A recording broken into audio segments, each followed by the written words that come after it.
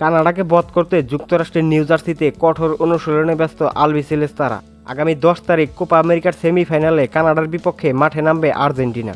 সেমিফাইনালে কানাডাকে হারাতে মেসি মারিয়াকে রেখে শক্তিশালী একাদশ নিয়ে খেলতে নামবে আর্জেন্টিনা।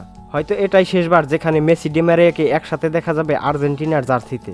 তো বন্ধুরা, সেমিফাইনালের জন্য আর্জেন্টিনার সম্ভাব্য একাদশ ও মেসি মারিয়াকে নিয়েই থাকছে আজকের প্রতিবেদন।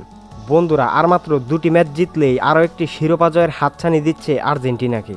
তবে সময় যত গড়াচ্ছে ততই ঘনিয়ে আসছে মেসি মারিয়ার আর্জেন্টিনার অধ্যায়টা। চলতি কোপা আমেরিকায় হয়তো আর্জেন্টিনার হয়ে শেষ টুর্নামেন্ট এই দুজনের।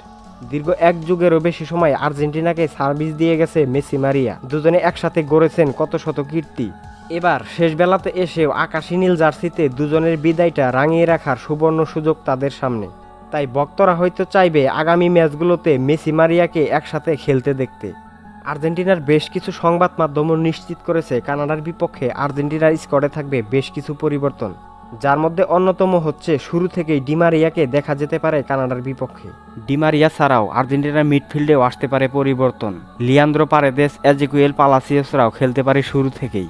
তো বন্ধুরা, সেমিফাইনালে মেসি মারিয়াকে একসাথে আপনারা দেখতে চান কিনা তা কমেন্টে জানিয়ে যান।